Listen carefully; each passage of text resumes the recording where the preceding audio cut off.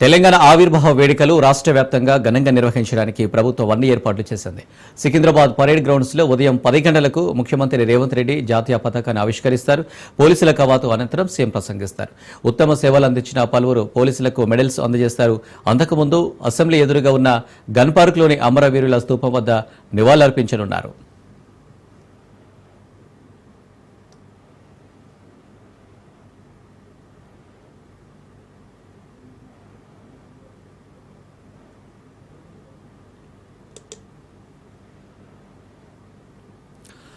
తెలంగాణ ఆవిర్భావ వేడుకలు రాష్ట్ర వ్యాప్తంగా ఘనంగా నిర్వహించడానికి ప్రభుత్వం అన్ని ఏర్పాట్లు చేసింది.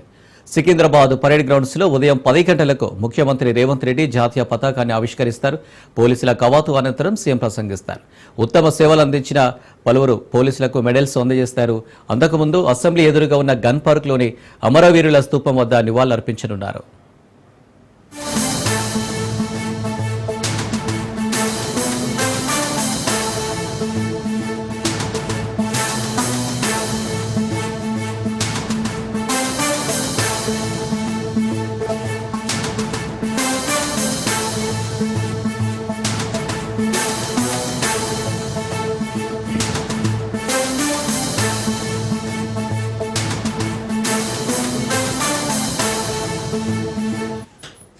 రాష్ట్రానికి సంబంధించిన పలు కీలక అంశాలపై తెలంగాణ ముఖ్యమంత్రి రేవంత్ రెడ్డి దృష్టి సారించారు. బంజారాహిల్స్లోని కమాండ్ కంట్రోల్ సెంటర్లో నిర్వహించిన ఉన్నత స్థాయి సమావేశంలో ఆయన వివిధ శాఖల పనితీరును, ప్రభుత్వ పథకాల అమలును సుదీర్ఘంగా సమీక్షించారు. జూన్ 5న రాష్ట్ర మంత్రివర్గ సమావేశం నిర్వహించాలని నిర్ణయించారు. ఈ కేబినెట్ భేటీలో పలు ముఖ్యమైన అంశాలు చర్చకు రానున్నాయి. ప్రతిష్టాత్మక ఇందిరమ్మ ఇళ్ల పథకం పురోగతి, రెవెన్యూ సదస్సుల నిర్వహణ, రానున్న పంటల సీజన్కు సంబంధించి వ్యవసాయ సాగు సన్నద్ధత వంటి అంశాలపై ముఖ్యమంత్రి వివరాలు అడిగి తెలుసుకున్నారు.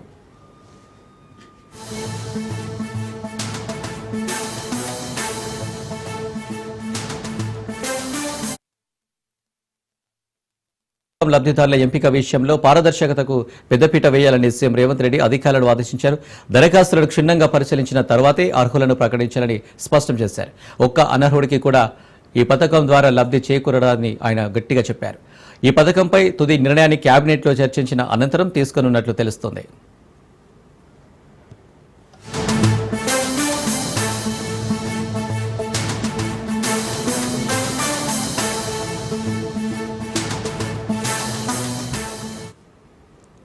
ఉద్యోగులు ఎదుర్కొంటున్న సమస్యల పరిష్కారంపై కూడా ప్రభుత్వం దృష్టి సారించింది. ఉద్యోగుల సమస్యలపై డిప్యూటీ సీఎం భట్టి విక్రమార్క నేతృత్వంలోని కమిటీ ఇప్పటికే ప్రభుత్వానికి ఒక నివేదికను సమర్పించింది. ఈ నివేదికలోని అంశాలను కూడా జూన్ 5న జరిగే కేబినెట్ సమావేశంలో చర్చించి తగిన నిర్ణయాలు తీసుకోవాలని సమావేశంలో తీర్మానించారు.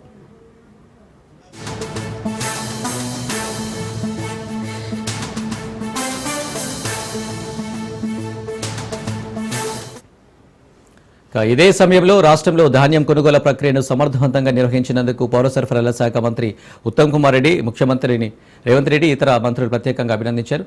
రైతుల నుంచి ధాన్యం సేకరణలో ఎలాంటి ఇబ్బందులు తలెత్తకుండా చర్యలు తీసుకున్నారని ప్రశంసించారు.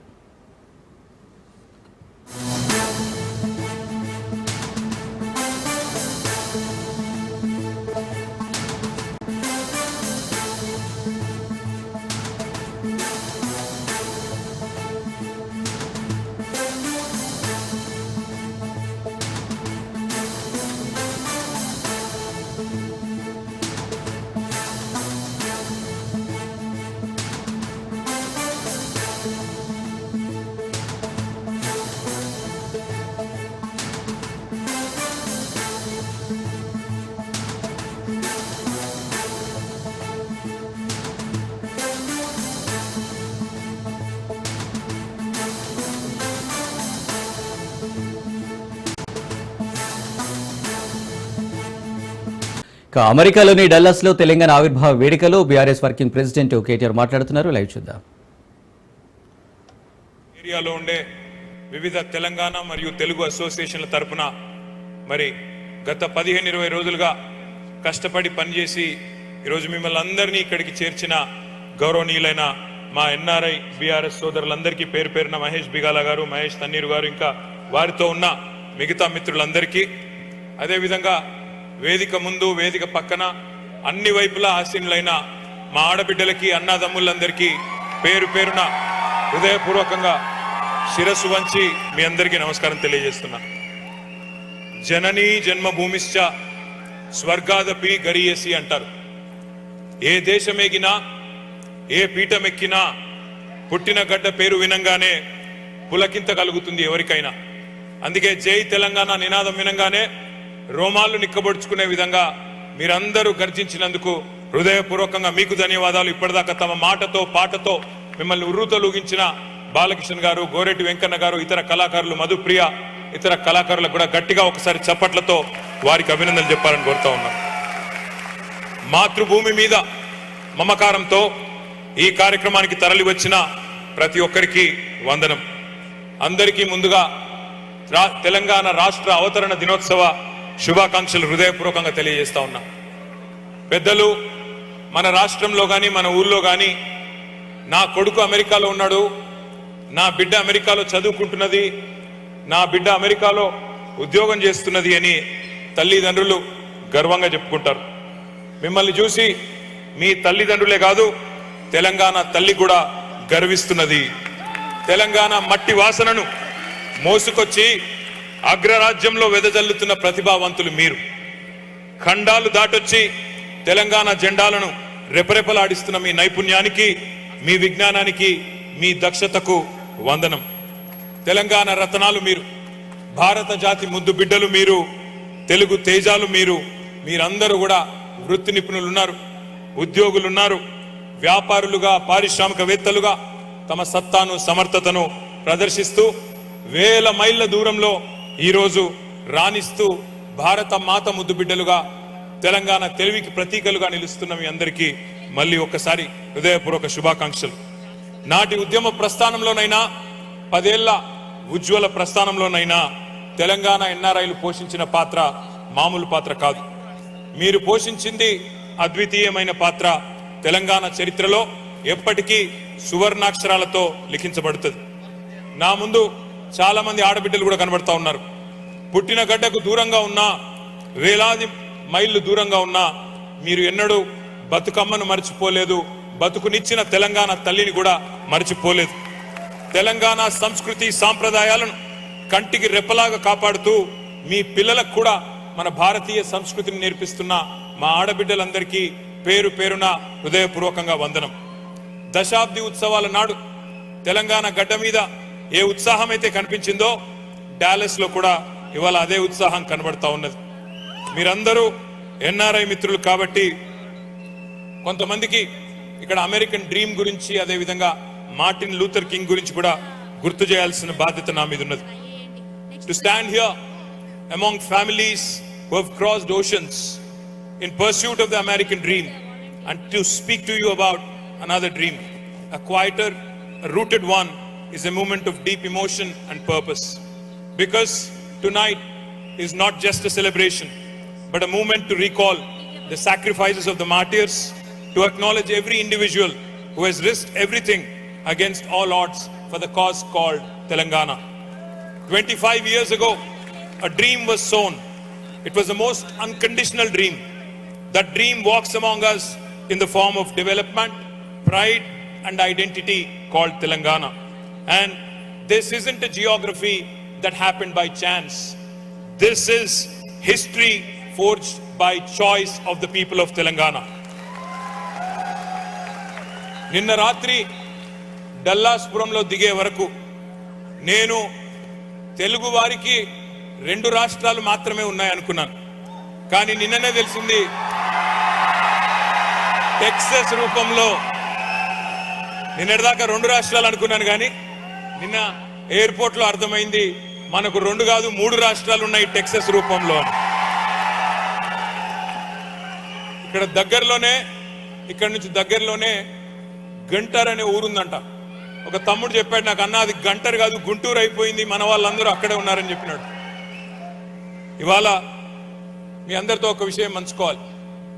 బీఆర్ఎస్ రజతోత్సవ సంబరాలు, అట్లాగే తెలంగాణ అవతరణ పండుగ చేసుకోవాలి అమెరికాలో అనుకున్నప్పుడు మరి అందరూ ఏకగ్రీవంగా మా ఎన్ఆర్ఐ మిత్రులు సూచించిన నగరం డాలస్. ఇవాళ ఇన్ని వేల మందిని ఇక్కడ చూస్తుంటే ఇప్పుడే నేను పెద్దలు జగదీశ్వర్ రెడ్డి గారికి, గంగుల కమలాకర్ గారికి చెప్తా ఉన్నా, ఇన్ని వేల మందిని ఇక్కడ చూస్తుంటే ఈ ప్రాంగణం లోపలికి వచ్చిన తర్వాత మాకు అమెరికాలో ఉన్నట్టు లేదు, హైదరాబాద్లో ఎక్కడో ఉన్నట్టున్న తప్ప అమెరికాలో ఉన్నట్టు మాత్రం ఎంత మాత్రం లేదు. అట్లాగే ఈరోజు కొత్తగా నాకు కొత్తగా రాష్ట్రం ఏర్పడ్డ తర్వాత జరిగిన కొన్ని సందర్భాలు కూడా నాకు గుర్తొస్తా ఉన్నాయి. రాష్ట్రం ఏర్పడ్డ కొత్తలో 2015వ సంవత్సరంలో ఇదే డాలస్ లో మేము ఆనాడు ఒక పెద్ద డెలిగేషన్ తీసుకొని, ఒక పెద్ద బృందాన్ని తీసుకొని పెట్టుబడుల వేటలో అమెరికా అంతా తిరుగుతూ 2 వారాల్లో 7 నగరాలు చుట్టేస్తూ డాలస్ కూడా వచ్చినాం. అప్పుడప్పుడే ఏర్పాటైంది రాష్ట్రం. ఎన్నో బాలారిష్టాలు, ఎన్నో సవాళ్లు, కానీ భవిష్యత్తు మీద కొండంత ఆశతో, మీ అందరి మీద గుండె నిండా నమ్మకంతో ఇక్కడికి వచ్చినాం. నేను ఒక్కసారి ఈ రోజు 10 ఏళ్ల తర్వాత తిరిగి డాలస్ వస్తుంటే ఆ రోజు ఏం మాట్లాడినో నేను యూట్యూబ్ లో చూసుకున్నా. తిరిగి చూసుకుంటే నిజంగా చాలా సంతోషం అనిపించింది. ఎందుకంటే ఆనాడు ఆత్మవిశ్వాసంతో, భవిష్యత్తు మీద ఒక నమ్మకంతో తెలంగాణ తరపున కేసీఆర్ గారి దూతలుగా మేము చెప్పిన మాటలు, చేసిన వాగ్దానాలు నెరవేర్చడమే కాకుండా చెప్పనివి కూడా ఎన్నో చేసి చూపెట్టినందుకు గర్వంగా అనిపించింది. మీ అందరి ఆశీర్వాదం భవిష్యత్తులో కూడా ఉంటుంది అనే విశ్వాసం కూడా కలిగింది. జీవితంలో కలలు చాలా మంది కంటారు, కానీ కొందరే సాకారం చేసుకుంటారు. అమెరికాలో ఇక్కడ మీ అందరికీ తెలుసు, గ్రేట్ అమెరికన్ డ్రీమ్ అంటారు. ఏమీ లేకపోయినా తమ మీద ఒక విశ్వాసంతో, తమ మీద ఒక నమ్మకంతో, ఆత్మవిశ్వాసంతో, గుండె నిండా నిబ్బరంతో, మరి జేబులో రూపాయి లేకపోయినా, జేబులో డాలర్ లేకపోయినా, మరి తమ నమ్మకాన్నే పెట్టుబడిగా మలిచి స్వశక్తితో పైకి ఎదగడాన్నే అమెరికన్ డ్రీమ్ అంటారు. మరి ఇక్కడ ఉన్న ప్రతి ఒక్కరు కూడా మీరు మధ్యతరగతి కుటుంబాల నుండి లేదా దిగువ మధ్య తరగతి కుటుంబాల నుండి, భారతదేశం నుండి ఇక్కడికి వచ్చి ఇవాళ బ్రహ్మాండంగా your all living your American dream, your all achievers.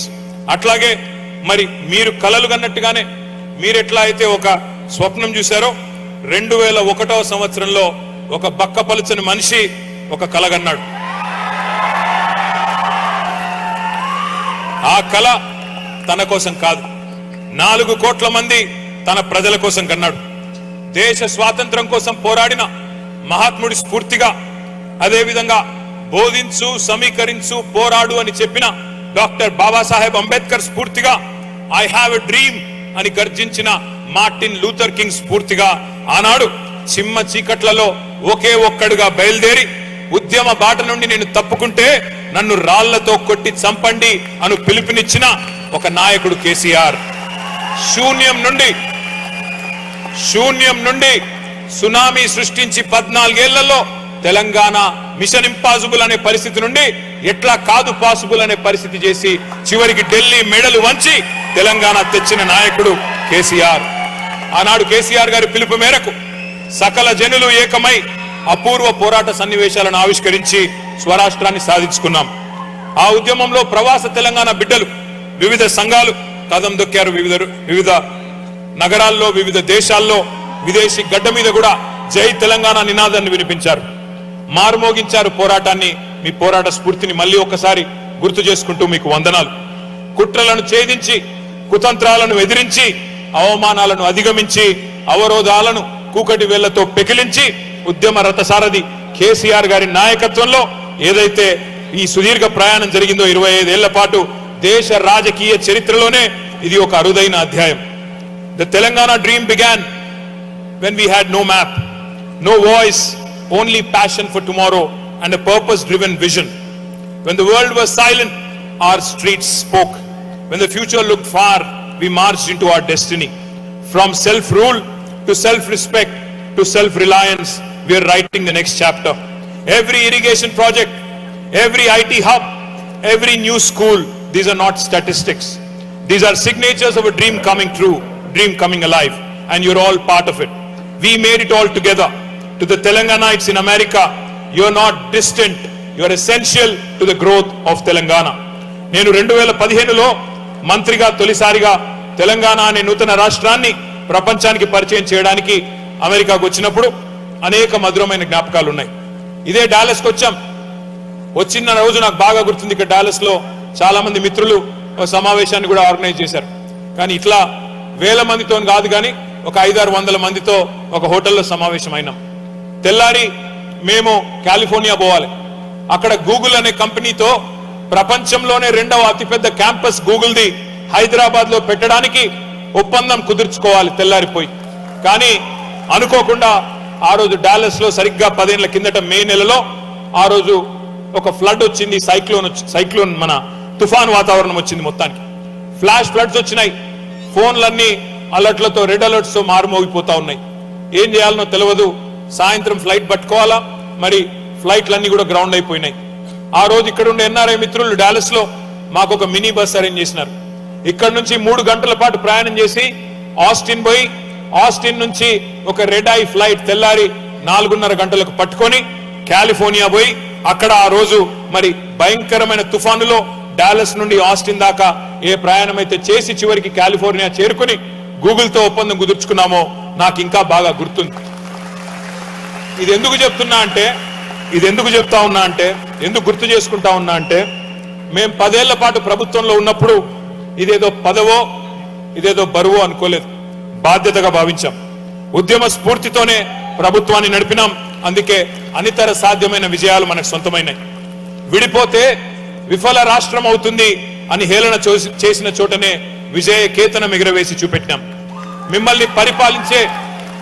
మిమ్మల్ని పరిపాలించే నాయకులున్నారా అని గేలి చేసిన నోళ్లతోనే మాకు కూడా మీలాంటి నాయకులుంటే బాగుండు అని అనిపించాం. స్వరాష్ట్రాన్ని నంబర్ 1 గా నిలపడంలో ఏ ఒక్క అవకాశాన్ని కూడా మేము కేసీఆర్ గారి నాయకత్వంలో వదులుకోలేదు. మొన్నటిదాకా ప్రభుత్వాన్ని మనమే నడిపాం. సరే, ఎన్నికలన్న తర్వాత కొన్ని డైనమిక్స్ ఉంటాయి, కూడికలు తీసివేతలు ఉంటాయి. ఆ లెక్కల్లో మొన్న 2023 డిసెంబర్లో మనం కొద్దిగా వెనుకబడ్డాం, ఎన్నికల్లో ఓడిపోయినాం కావచ్చు. కానీ తెలంగాణను ప్రేమించడంలో మాత్రం వెనుకంజ ఎన్నడూ వెయ్యలేదు, వెయ్యబోము. పొజిషన్ లో ఉన్నా ఆపోజిషన్ లో ఉన్నా మాకు ఖచ్చితంగా తెలంగాణనే ఫస్ట్, ఇండియానే ఫస్ట్ తప్ప ఇంకోటి కానే కాదు. అందుకే మళ్ళీ చెప్తున్నా, ఇవాళ మేము గవర్నమెంట్ లో లేకపోవచ్చు, ఆపోజిషన్ లో ఉండవచ్చు, కానీ ఎన్ఆర్ఐ మిత్రులందరినీ కొడతా ఉన్నా అక్కడ ఉన్నది మన తెలంగాణనే. ఇవాళ మీకు అందరికీ తెలుసు, ఇక్కడ మీకు తెలుసు, ముందు అప్పుడప్పుడు బిడ్డ పుట్టిన తర్వాత తల్లికి ఆరోగ్యం బాగాలేకపోతే కొద్ది కాలం పాటు వేరే వాళ్ళ చేతులు బిడ్డను పెడతారు. ఇవాళ జరుగుతున్నది కూడా అంతే. మళ్ళీ 3 ఏళ్లలో తిరిగి బిడ్డ తల్లి దగ్గరికే చేరుతుంది, తెలంగాణ తల్లి దగ్గరికే చేరుతుంది. తిరిగి కేసీఆర్ గారే ముఖ్యమంత్రిగా 3 ఏళ్లలో మళ్ళీ తప్పకుండా వస్తారు.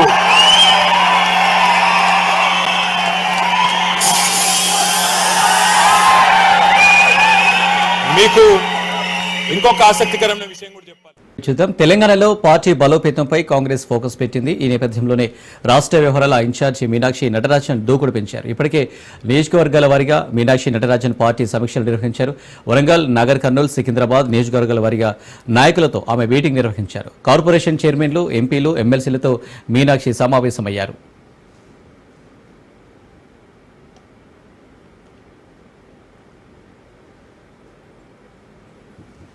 అధికార పార్టీ నేతల్లో ఉన్న పొరపక్షాలు, వారి మధ్య నెలకొన్న సమస్యలను సరిదిద్దే పనిలో పడ్డారు. తెలంగాణలో త్వరలో స్థానిక సంస్థల ఎన్నికలు రాబోతున్నాయి.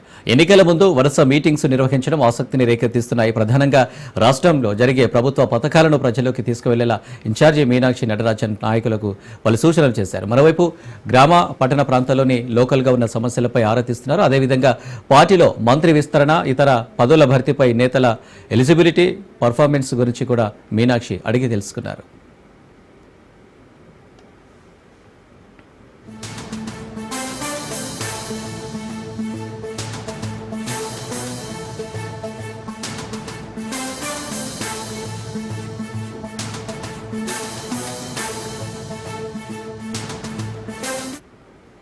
హైదరాబాద్లోని బీజేపీ ఆఫీసులో పదాధికారుల సమావేశం నిర్వహించారు. సమావేశానికి కేంద్ర మంత్రి కిషన్ రెడ్డి, ఎంపీలు, ఎమ్మెల్యేలు పాల్గొన్నారు. తెలంగాణ రాజకీయాల్లో కుటుంబ డ్రామా నడుస్తుందన్నారు కేంద్ర మంత్రి కిషన్ రెడ్డి. తాము సూత్రధారులం, పాత్రధారులం కావాల్సిన అవసరం లేదన్నారు. దోచుకున్న ధరని పంచుకోవడానికే కల్వకుంట్ల ఫ్యామిలీలో గొడవ జరుగుతుందని విమర్శించారు. తెలంగాణలో ఎప్పుడు ఎన్నికలు జరిగినా బీజేపీదే అధికారం అని చెప్పారు. కొద్దిగా కష్టపడి ఉంటే 12 లేదా 13 ఎమ్మెల్యే సీట్లు గెలిచేవాళ్లమని అన్నారు. తెలంగాణలో కాంగ్రెస్, బీఆర్ఎస్ కలిసి రాష్ట్రాన్ని అప్పుల్లోకి నెట్టాయని విమర్శించారు కిషన్ రెడ్డి. రాష్ట్రం అభివృద్ధి చెందాలంటే డబుల్ ఇంజన్ సర్కారు రావాలన్నారు కిషన్ రెడ్డి. ఈరోజు తెలంగాణను కాంగ్రెస్ పార్టీ, అంతకుముందు బీఆర్ఎస్ పార్టీ, ఈ రెండు పార్టీలు కలిసి తెలంగాణను ఆర్థిక సంక్షోభంలో నెట్టేశాయి. ఈ రెండు ప్రభుత్వాలు కూడా ఈరోజు 10 లక్షల కోట్ల రూపాయలు తెలంగాణ అప్పున్నారు. ఒక సింగరేణికే మనం చేస్తానను 42,000 కోట్ల రూపాయలు సింగరేణి తెలంగాణ ప్రభుత్వం సింగరేణికి ఇవ్వాలి. బీఆర్ఎస్ పార్టీ అప్పు చేస్తే నేనేం తక్కువ తినేనని చెప్పి ఈరోజు కాంగ్రెస్ పార్టీ కూడా అప్పు చేస్తా ఉంది. ఈరోజు తెలంగాణ రాష్ట్రాన్ని, తెలంగాణ ప్రజలను 10 లక్షల కోట్లలో నెట్టివేయడం జరిగింది. అప్పుల ఊపిలోకి తెలంగాణ రాష్ట్రాన్ని నెట్టివేయడం జరిగింది. కనుచూపు మేరలో తెలంగాణ ముందుకెళ్లే పరిస్థితి లేదు. కనుచూపు మేరలో తెలంగాణకు మంచి భవిష్యత్తు లేదు. ఈ తెలంగాణ రాష్ట్రంలో భవిష్యత్తు రావాలంటే తెలంగాణలో డబుల్ ఇంజిన్ సర్కారు తప్ప మరో ప్రత్యామ్నాయ విషయాన్ని మనం చెప్పాల్సి. సుమారు 1200 నుంచి 1500 మంది తెలంగాణ బిడ్డలు ఆత్మ బలిదానం నుంచి తెలంగాణకు వస్తే కేసీఆర్ కుటుంబం దోచుకోవడానిక, కాంగ్రెస్ పార్టీ నాయకులు దోచుకోవడానిక, వాళ్ళ త్యాగాలనే విషయం ఈరోజు గ్రామీణ ప్రాంతాల్లో మన ప్రజలు చెప్పాల్సినటువంటి అవసరం. బీఆర్ఎస్ పార్టీ ఒక ఆర్గనైజ్డ్ వేలు అవినీతి కేంద్రీకృతంగా ఉండేది. కానీ కాంగ్రెస్ పార్టీ దాన్ని డీసెంట్రలైజ్ చేసింది. కాంగ్రెస్ పార్టీ హయాంలో అవినీతి వికేంద్రీకృతమైంది. బీఆర్ఎస్ హయాంలో కేంద్రీకృతంగా ఉండేది. మరో ఒకటే సెంటర్ ఉండేది. ఈరోజు ఎవరికి దుకాణం రాలేదు, దొరికింది వచ్చినట్టు దోచుకోవడం ఈరోజు కాంగ్రెస్ పార్టీ హయాంలో. అంతేకాదు ఈరోజు ఈ 1.5 సంవత్సరంలో మరి ఏ రకంగా ఈ రాష్ట్రాన్ని అధోగతి పాల్చేసిందో కాంగ్రెస్ పార్టీ స్పష్టంగా ప్రజలకు చెప్పాల్సిన అవసరం ఉంది. హైదరాబాద్ సుందరయ్య విజ్ఞాన కేంద్రంలో ఆపరేషన్ కగారుపై రౌండ్ టేబుల్ సమావేశం జరిగింది. పీసీసీ అధ్యక్షులు మహేష్ కుమార్ గౌడ్, ఏఐసీసీ కార్యదర్శి Bastar incharge Sampath Kumar, CPI, CPM నేతలు పాల్గొన్నారు.